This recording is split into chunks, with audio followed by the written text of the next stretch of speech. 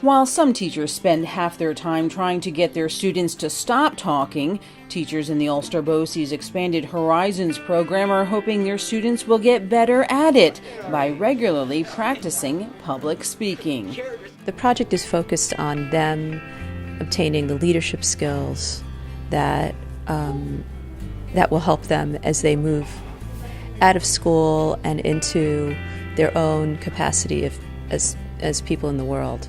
Expanded Horizons is a leadership course for high-achieving students. This enrichment program was made possible through a collaboration with the Ford's Theater in Washington, D.C. What we're asking kids to do is to go deep into a subject area. We're asking them to develop the discussion skills and the reflective ability to look at something that's a nonfiction topic, something that truly happened in time.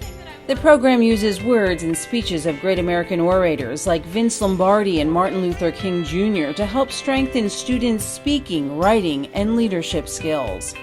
How to engage an audience, what the objective is, what's a conclusion, what's an introduction, and for our purposes, what are the leadership attributes that this person has that you would like to have, that you see as important attributes.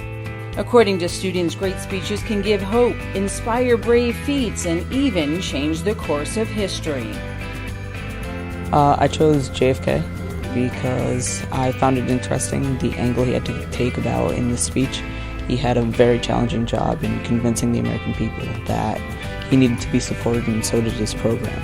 Carl Sagan, because he's really one of the most influential scientists of modern history, because he made difficult concepts easy to understand to the everyday person.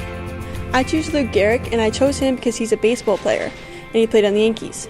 And I am a softball player, and he had to meet his day where he couldn't play anymore, and that's my biggest fear as an athlete. Students had to research and identify key elements of their speech. I know I've learned a lot from what his speech says about basically bullying and saying it's not right and everyone should be peaceful together, and it's not right to pick out some little flaw that you have.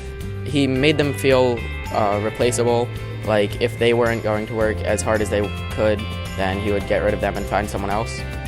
And he also made it seem like it wasn't an option whether or not they wanted to win. They would have to do as much as they could. Well, during this speech, it was the 2012 commencement speech at the University of the Arts, and he repeats it many times, make good art. And by that he means be an individual, be yourself, and do like what you can do. And I think that's a really good message that more people should follow. Afterwards, they had to memorize and perform their speech. Catherine Haight, Rose Shankman, bravery.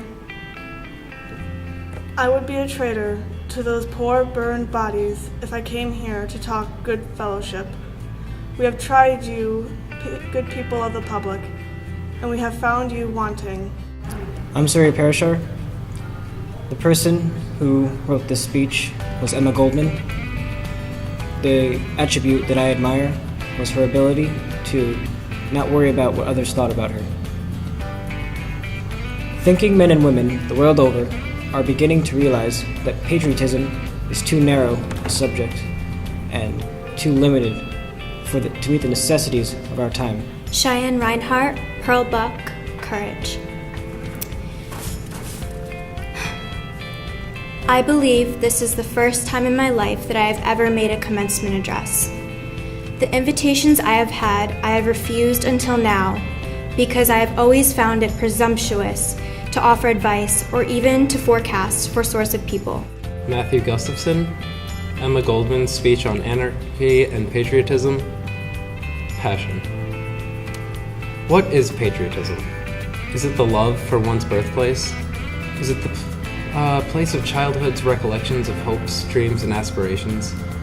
Is it the place where, in childlike naivete, we would watch the floating clouds and wonder why we too could not move so swiftly? This study of speeches not only taught students about language, history, and civic affairs, but also developed courage and confidence. they've gone from being terrified and sometimes physically shaking to standing up and saying the thing that they think is important. The way the program was set up, it was really well, like how we would begin sometimes doing games that were sort of like icebreakers and that really showed our personality so that we could connect with one another. I think this program's very helpful in the way that it focuses on the individual and how people want to learn instead of telling them what to learn. Don't let other people's opinions cloud your inner voice. And above all else, have the courage to follow your heart and your intuition, because those two always seem to know where to go, and everything else is just secondary.